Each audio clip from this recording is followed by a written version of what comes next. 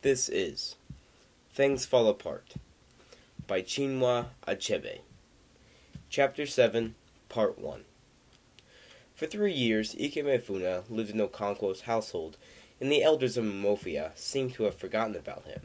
He grew rapidly like a yam tendril in the rainy season, and he was full of the sap of life. He had become wholly absorbed into his new family. He was like an elder brother to Inoue, and from the very first seemed to have kindled a new fire in the younger boy. He made him feel like a grown-up, and they no longer spent the evenings in the mother's hut while she cooked, but now sat with Okonkwo in his obi, or watched him as he tapped his palm tree for the evening wine. Nothing pleased Inoue now more than to be sent for by his mother or another by his father's wives to do one of those difficult masculine tasks in the home, like splitting wood or pounding food.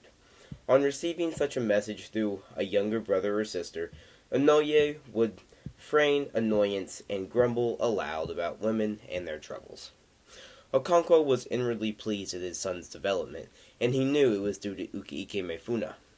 He wanted Inoue to grow into a tough young man capable of ruling his father's household when he was dead and gone to join the ancestors. He wanted him to be a prosperous man, having enough in his barn to feed the ancestors with regular sacrifices, and so he was always happy when he heard him grumbling about women. That showed that in time he would be able to control his womenfolk. No matter how prosperous a man was, if he was unable to rule his women and children, especially his women, he was not really a man. He was like the man in the song who had 10 wives and not enough soup for his fufu. So Okonkwo encouraged the boys to sit with him in his obi, and he told them stories of the land, masculine stories of the violence and bloodshed. Inoue knew it was right to be masculine, to be violent, but somehow he still preferred the stories that his mother used to tell, in which she no doubt still told her young children. Stories of the tortoise and the willy ways, and the bird of Ike Tini Oba, who challenged the whole world to a wrestling contest and was finally thrown by the cat. He remembered the story she often told of the quarrel between earth and sky long ago, and how sky withheld rain for 7 years until crops withered and the dead could not be buried because the hose broke on the stony earth. At the last, Vulture was sent to plead with the sky and to soften his heart with a song of suffering, the sons of men. Whenever Inouye's mother sang this song, he felt carried away to the distant scene in the sky where Vulture, Earth's emissary, sang for mercy. At last, Sky was moved to pity, and he gave to Vulture rain wrapped in leaves of cocoa yam. But as he flew home, his long talon pierced the leaves, and the rain fell as it had never fallen before. And so heavily did it rain on Vulture that he did not return to deliver his message, but flew to a distant land, from where he had received a fire.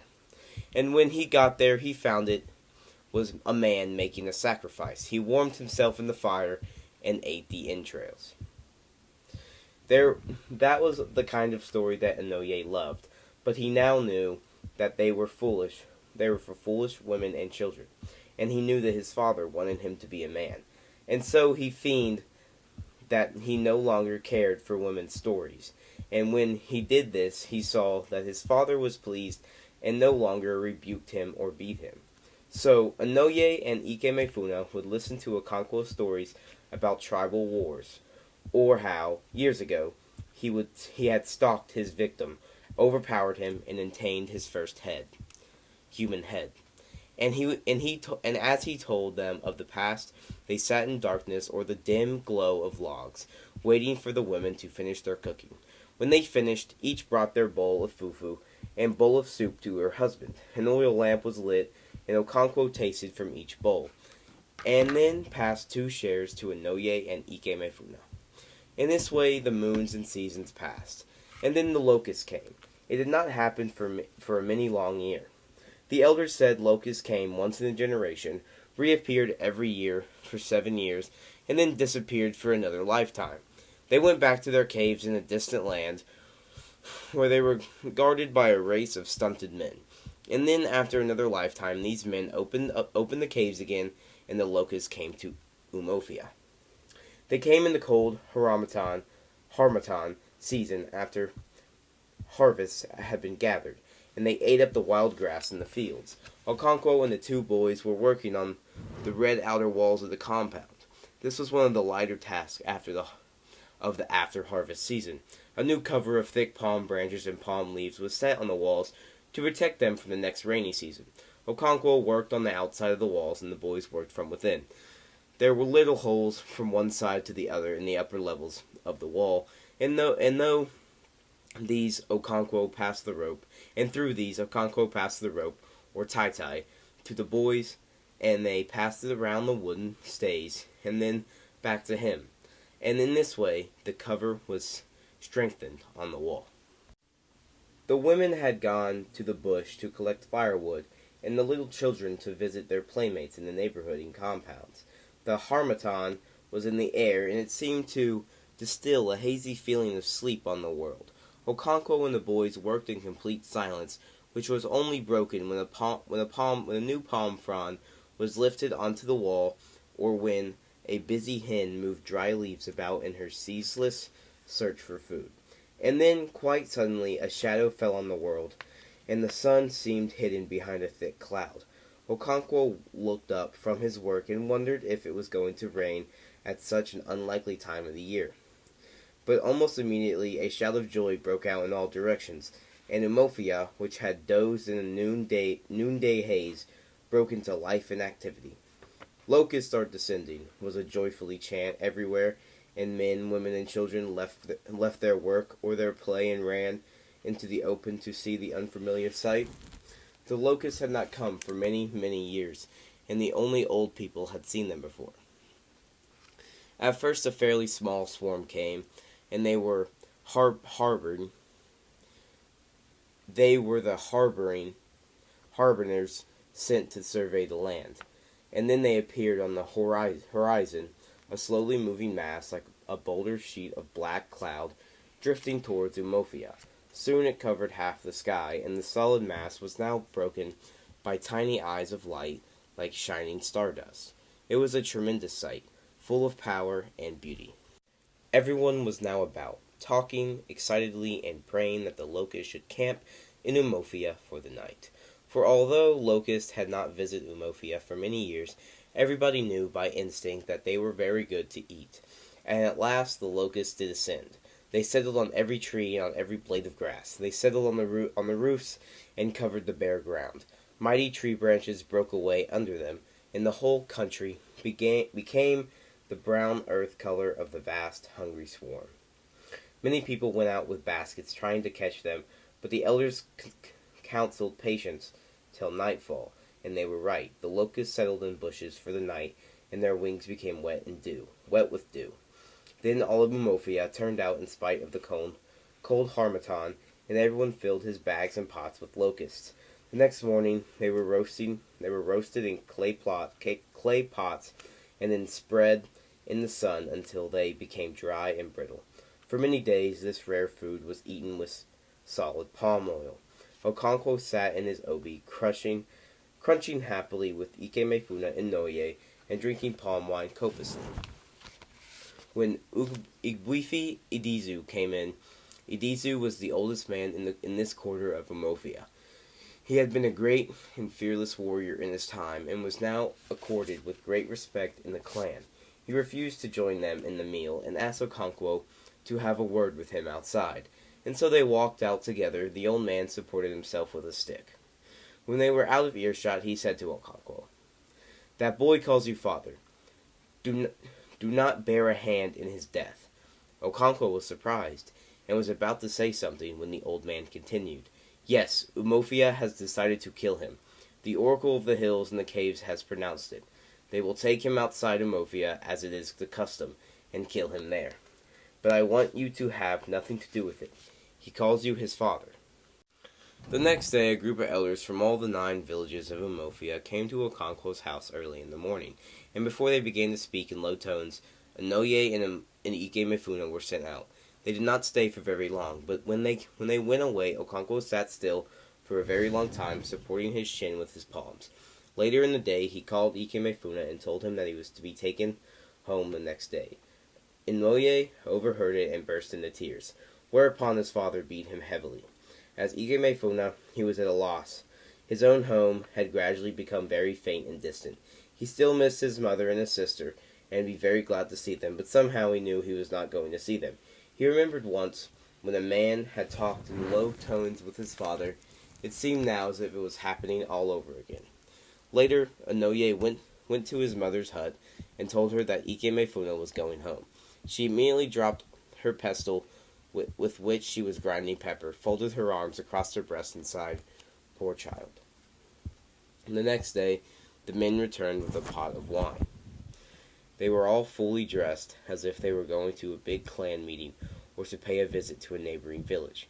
They passed their cloths under the right armpit and hung their goatskin bags and sheeted matches over their left shoulders. Okonkwo got ready quickly, and the party set out with Ikemefuna carrying the pot of wine. A deathly silence descended on Okonkwo's compound. Even the very little children seemed to know. Throughout the day, Inoue sat in his mother's hut, and tears stood in his eyes. At the beginning of their journey, the men in Umofia talked and laughed about the locust, about their women, and about some effeminate men who had refused to come with them. But as they drew near the outskirts of Umofia, silence fell upon them too. The sun rose slowly to the center of the sky, and the dry, sandy footaway began to throw up the heat that lay buried in it. Some birds chirped in the forest around. The men trotted leaves on the sand. All else was silent. Then from the distance came the fainting beating of the ikwe. It rose and faded with the wind, a peaceful dance from a distant clan. "It is the Ozo dance," the men said among themselves, but no one was sure where it was coming from. Some said Izimili. Others said Abami, or Antai, Anita. They argued for a short while fell into silence again. And the elusive dance rose and fell with the wind. Somewhere a man was taking one of the titles of his clan, with music and dancing with great feast. The footway had now become a narrow line in the heart of the forest. The short trees and sparse undergrowth which surrounded the men's village began to give way to giant trees and climbers which perhaps had stood the beginning of things, untouched by the axe and the bushfire. The sun breaking through their leaves and branches threw a pattern of light and shade on the sandy footway. Ikemefuna heard a whisper close behind him and turned round sharply. The man who had whispered now called out aloud, urging the others to hurry up. "We still have a long way to go," he said. And another man went before Ikemefuna and set a faster pace. Thus the men of Umofia pursued their way, armed with sheatheded machetes, and Ikemefuna, carrying a pot of palm wine on his head, walked in their midst. Although he had felt uneasy at first, he was not afraid now. Okonkwo walked behind him, and he could hardly imagine that Okonkwo was not his real father. He had never been fond of his real father, and at the end of 3 years he had become very distant indeed. But his mother and his 3-year-old sister, of course, she would not be there now. Not be 3 now, but 6. Would he recognize her now? She must have grown quite a bit. How his mother would weep for joy, and thank Okonkwo for having looked after him so well and for bringing him back. She would want to hear everything that happened to him all these years.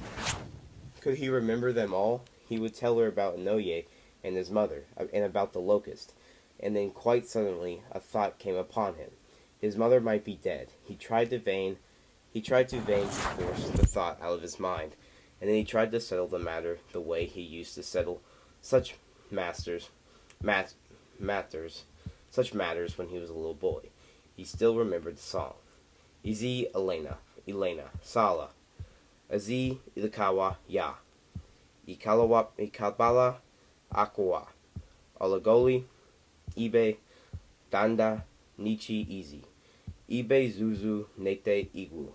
Sala. He sang it in his mind and walked to its beat. If the song ended on his right foot, his mother was alive. If it ended on his left, she was dead. No, not dead, but ill. It ended on the right. She was alive and well. He sang the song again, and it ended on the left. But the second time did not count. The first voice gets to Chuku, or God's house. That was the favorite saying of children. Ikemefuna felt like a child once more. It must have been the thought of going home to his mother. One of the men behind him cleared his throat. Ikemefuna looked back, and the man growled at him to go on and not stand looking back. The way he said it sent cold fear down Ikemefuna's back. His hands trembled vaguely on the black pot he carried. Why had Okonkwo withdrawn to the rear? Ikemefuna felt his legs melting under him, and he was afraid to look back. As the man who cleared his throat drew up and raised his machete, Okonkwo looked away. He heard the blow. The pot fell and broke in the sand. He heard Ikemefuna cry, "My father, they have killed me." As he ran towards him, dazed with fear, Okonkwo drew his machete and cut him down. He was afraid of being thought weak. As soon as his father walked in that night, Inoue knew that Ikemefuna had been killed, and something seemed to give way inside of him, like snapping of a tightened bow. He did not cry, he just hung limp. He had the same kind of feeling not long ago during the last harvest season. Every child loved the harvest season. Those who were big enough to carry even a few yams in a tiny basket went with grown-ups to the farm, and if they could not help in digging up the yams, they could gather firewood together for roasting the ones that would be eaten there on the farm. This roasted yam, soaked in red palm oil and eaten in the open farm, was sweeter than any meal at home. It was after such a day at the farm during the last harvest that Inoue had felt for the first time a snapping inside of him like the one he now felt. They were returning home with baskets of yams from a distant farm across the stream when they heard a voice of an infant crying in the thick forest. A sudden hush had fallen on the women who had been talking, and they had quickened their steps. Inoue had heard the twins were put in earthenware pots and thrown away in the forest, but he had never yet come across them.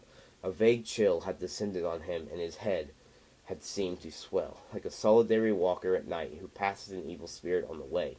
Then something had given way inside of him. It descended on him again. This feeling when his father walked in. Then something had given way inside him. It descended on him again, this feeling, when his father walked in that night after killing Ikemefuna.